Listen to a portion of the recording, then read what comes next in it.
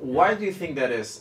My explanation of kind of thinking about it and talking to other men and reading a lot about it, watching documentaries, is that when the Industrial Revolution came, before that you had the father and the son relationship very close. Yeah. But since the Industrial Revolution, that sort of belongs to work now, and the boy is kind of left alone in this void developing and shadows coming in. And yes. do you think, obviously today's society is very, very different, like fast forward 200-300 years after that? Maybe rites of passage that's missing, or maybe a combination? Yeah, well, I'm sort of a student of this as well, but there is a very good book and a very good teacher to check out called Warren Farrell. He co-wrote a book called The Boy Crisis, and he actually he says exactly that it sort of stems from a societal change at the turn of the century, the Industrial Revolution. It used to be that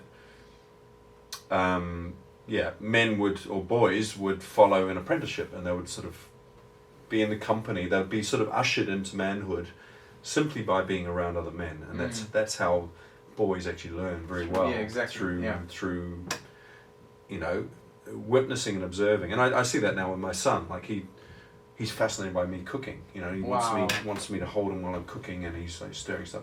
And it's just, you just feel it. You feel like, I want to emulate my elders. And you're right, there was a change when suddenly the man is going to work all day, and the boy is only, it's a very good phrase, the boy is only seeing his father through his mother's eyes. And often that can be quite a negative thing. So you'll get into that whole dynamic of relationships where he's so lazy, does nothing around the house, And of course the father comes home and either he's tired or disinterested or has no energy to be involved, and so it compounds the sort of situation. And yes, and socially there's no, especially in our culture, or my culture, whatever, there's no real rites of passage, or there's no real. The only rites of passage we have is we get kicked out of the house and we go to university. There we go. We go nuts. But that's not something which is a healthy way chaperoned. Yeah. It's more like just go crazy, and work it out for yourself.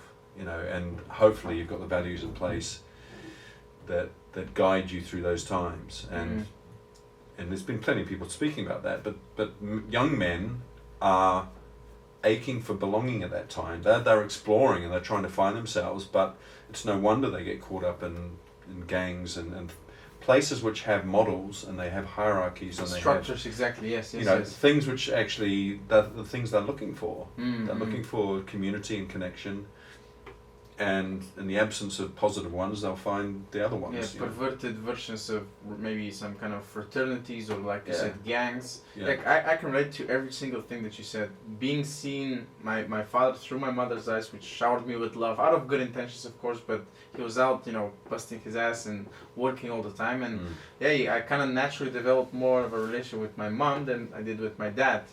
And I can't remember I think I read this in an article. According to the Home Office here, majority of the crimes that are happening are done by individual fatherless males, 18 to 24 to 25.